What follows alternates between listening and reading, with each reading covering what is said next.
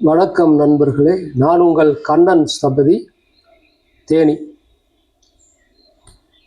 நம்ம தேனியிலேருந்து பேசிக்கிட்டு இருக்கோம். இந்த வீடியோ மூலியமாக உங்களுக்கு சொல்லக்கூடிய விஷயம், உங்களிடம் பகிரக்கூடிய விஷயம் என்னவென்றால், கோவில் கட்டுவதற்கும் கோவிலில் உள்ள சிலை பிரதிஷ்டை பண்ணுவதற்கும்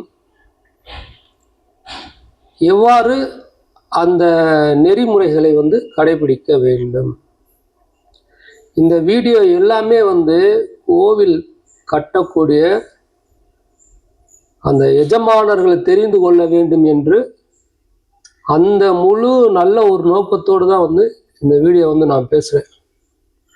சிற்பிகளுக்கு தெரியுதோ தெரியலையோ அதெல்லாம் எனக்கு தெரியாது. நான் பழகிய குருநாதர், நான் படித்த இடங்கள் வேறு, அவர்கள் படித்த இடங்கள் வேறு, குருநாதர்கள் வேறாக கூட இருக்கலாம். அதேபோல் ஒரு விக்கிரகத்தை செய்ய வேண்டும், அதை கரெக்டாக வர வேண்டும் என்றால் குரு அருள் இல்லை என்றால் எதுவும் இல்லை. என்னுடைய குருநாதர் தொழிலுக்கும் நான் முன்வைத்து அவரை வணங்கி வருவது, தொழில் செய்யும்போது நான் அவரை மனதில் வணங்கி வருவது. என்னுடைய குருநாதர் இதுவரைக்கும் மகான் ஸ்ரீ போகர் சித்தர், இந்த போகர் சித்தர் தான் என்னுடைய சத்குருநாதர். அவர்களை மனதில் நினைத்து கொண்டுதான் என்னுடைய சிற்ப கலை பயணத்தை நான் துவக்கினேன். நான் பழகி கொண்டிருக்கும்போது எனக்கு என்னைய விடை, அதாவது நான் வேலை செய்து பழகி கொண்டிருக்கும்போது சில நபர்கள் கூட என்னை நிராகரிப்பு பண்ணினார்கள். இப்படியே பழக விட்டோம் என்றால் இவன் நம்மளை விட பெரிய ஆளாக ஆகிவிடுவான் என்று நான் செய்த வேலைகளை கூட தடை செய்த காலங்கள்லாம் உண்டு. அவரிடம் சற்று விலகி என்னுடைய குருநாதராக நான் போகர் சித்தரை மனதார ஏற்றுக்கொண்டு இந்த சிற்ப கலை துறையில் நான் வெற்றி காண வேண்டும், எனக்கு உதவ வேண்டும் என்று என்னுடைய குருநாதரை நினைத்து கொண்டு இந்த தொழிலை நான் துவக்கினேன். இன்று வரை என்னுடைய குருவாகப்பட்டவர் எனக்கு உதவிகள் செய்து கொண்டுதான் இருக்கிறார். அவர் இல்லாமல் நான் இல்லை, நான் இல்லாமல் அவர் இல்லை. இப்படி ஒரு ஆலய திருப்பணி செய்வதற்கு ஒரு சிற்பிக்கு நல்ல குரு அமைய வேண்டும். அந்த குருநாதனுடைய அருள் இருந்தால் அந்த சிற்பி மேலும் மேலும் இந்த விண்ணை கூட தொடரக்கூடிய உயரத்தை அவர்கள் அருளாலே பெறலாம். குரு இல்லாமல் எந்த காரியமும் செய்தால் அது சிறப்பாக ஆகாது. ஆகையினால் எல்லோருக்கும் ஒரு குரு அமைய வேண்டும். என் குருநாதர் போகர் சித்தனுடைய திருவடி பொற்பாதங்களை வணங்கி இந்த வீடியோவை கோவில் கட்டக்கூடிய நபர்களுக்கு சமர்ப்பிக்கின்றேன். நண்பர்களே, நீங்கள் பல சிற்பிகளை நான் சந்தித்திருக்கேன்.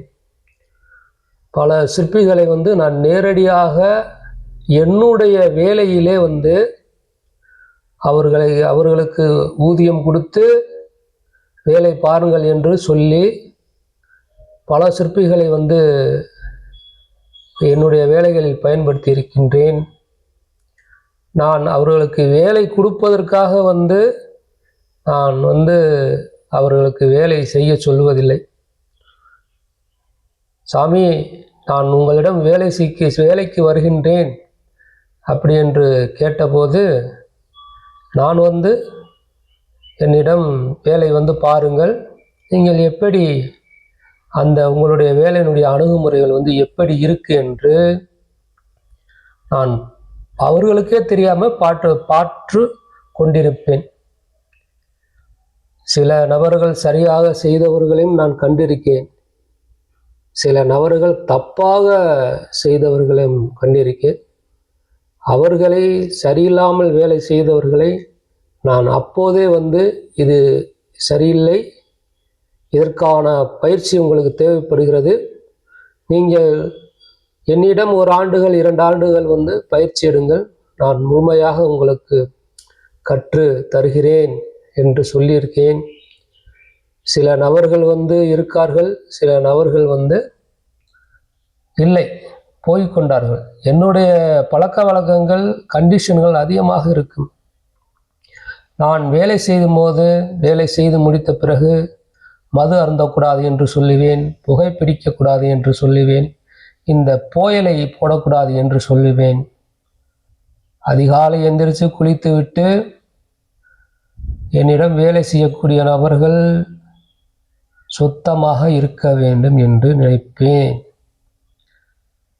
அப்படி இருந்தால்தான் நம்மளுடைய குருநாதர் நமக்கு கடாச்சாரம் பண்ணுவார்கள்.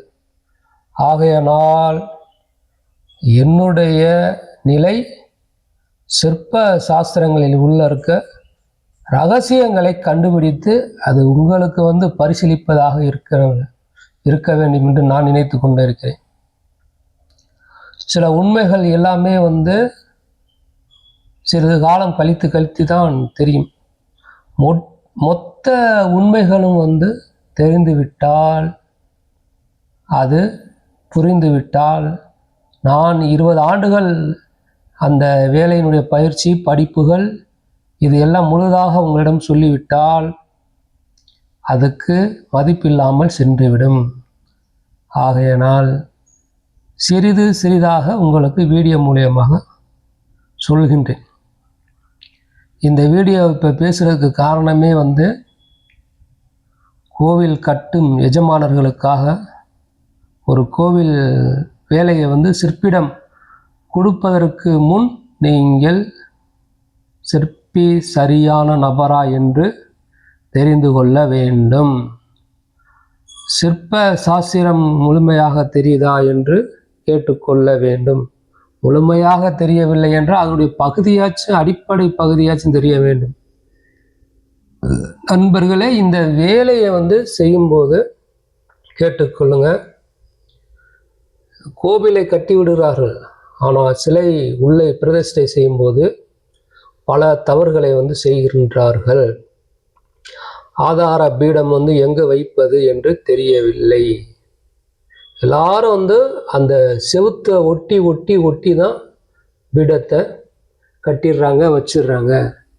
அப்படி கட்டக்கூடாது. நான் ஏற்கனவே போன வீடியோவில் சொல்லியிருக்கின்றேன். நண்பர்களாக இருந்தாலும் சரி, கோவில் நிர்வாகிகளாக இருந்தாலும் சரி, ஒரு கோவிலுடைய உள் அளவுகளை எடுக்க வேண்டும். 9 இன்ச்சு செவுர் கட்டிவிட்டால் அதுக்கு ஒரு அளவு வரும். 14 இன்ச்சு செவுர் கட்டிவிட்டால் அதுக்கு ஒரு அளவுகள் கிடைக்கும். கிடைக்கக்கூடிய அளவுகளை சமசதுரமாக இருக்குதா என்று அளவுகோல் வைத்து அளக்க வேண்டும். உள் பிரகாரத்தை, கர்ப்பகிரகம் என்று சொல்லக்கூடிய அந்த மூலஸ்தானத்தை உள் அளவுகளை சதுரமாக வைத்து கொள்ள வேண்டும். அப்படி சதுரமாக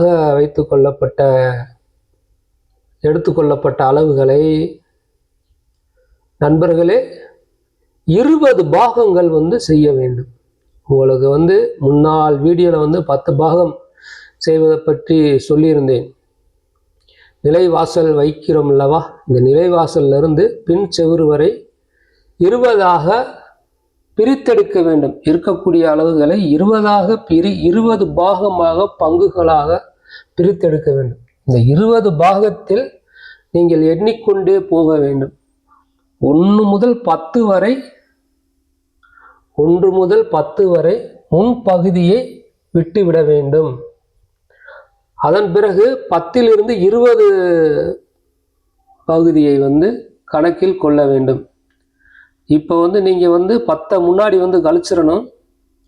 அதனுக்கப்புறம் பார்த்தீங்கன்னா அதன் பிறகு 10ஐ கழித்ததுக்கு பிறகு 11, 12, 13, 14, 15, 16, 17, 18, 19 இந்த 9 பாகங்களை 10லிருந்து 19 வரைக்கும் பாகங்கள் தான் அந்த தெய்வ சிலையை பிரதிஷ்டை செய்யக்கூடிய நல்லதொரு அளவாக இருக்கும். அந்த செவுத்து பக்கம் வரக்கூடிய பின்னாடி வரக்கூடிய ஒரு பாகத்தை சேர்த்து இணைத்து கட்டக்கூடாது. அது பேய் பிசாதுகள் தங்கக்கூடிய இடங்கள்.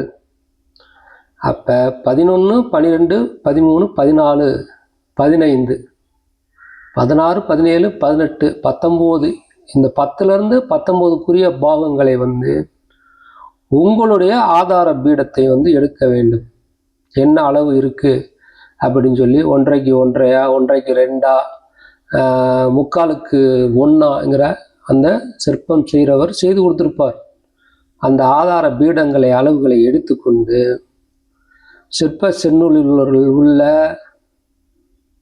புத்தகத்தில் சொல்லப்பட்டிருக்கு. இந்த சிற்ப செந்நூல் உள்ள புத்தகத்தை சொல்லப்பட்டிருக்கு. இது என்ன சொல்லப்பட்டிருக்குன்னா பாத விநியாசம் என்று சொல்லப்பட்டிருக்கு. அப்போ உங்களுக்குரிய அளவுக்குரிய இப்போ ஸ்பீடு தெய்வம், ஸ்பீடு தெய்வம்னா காளி, மாரி அந்த மாதிரி அமைப்பில் இருக்கக்கூடிய வேகமான தெய்வங்களுக்கு அங்கு வாசகங்கள் கொடுக்கப்பட்டிருக்கும்.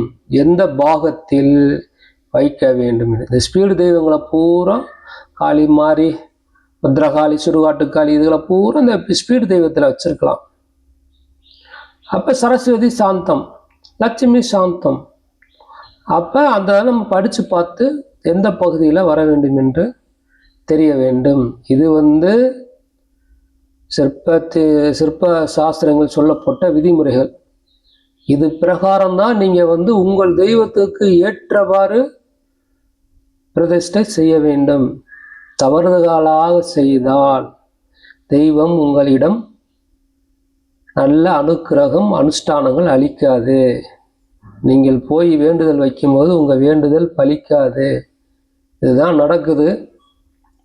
நான் கண்டறிந்த உண்மையை உங்களிடம் சொல்கின்றேன். மீண்டும் அடுத்த வீடியோவில் உங்களை சந்திக்கும் வரை நான் உங்கள் கண்ணன் ஸ்தபதி தேனி. தமிழர் யூடியூப் தமிழருக்காகவே இந்த சேனலை ஓப்பன் பண்ணியிருக்கேன். பல மாநிலங்களிலிருந்து எனக்கு வேலைகள் வந்தாலும் நாங்கள்லாம் போக விருப்பமில்லை. தமிழ்நாட்டுக்குள்ளே மட்டும் நான் செஞ்சுக்கிட்டு இருக்கேன். தமிழர் சிற்பக்கலை அப்படிங்கிற அந்த யூடியூப் சேனலை லைக் பண்ணுங்கள், ஷேர் பண்ணுங்கள். என்னுடைய வீடியோவுக்கு ஆதரவு விடுங்க. கருத்துகள் ஏதேனும் இருந்தாலும் நீங்கள் கமெண்டில் தெரியப்படுத்துங்க. நான் உங்கள் கண்ணன் ஸ்தபதி தேனி. நன்றி நண்பர்களே. மீண்டும் அடுத்த வீடியோவில் சந்திப்போம்.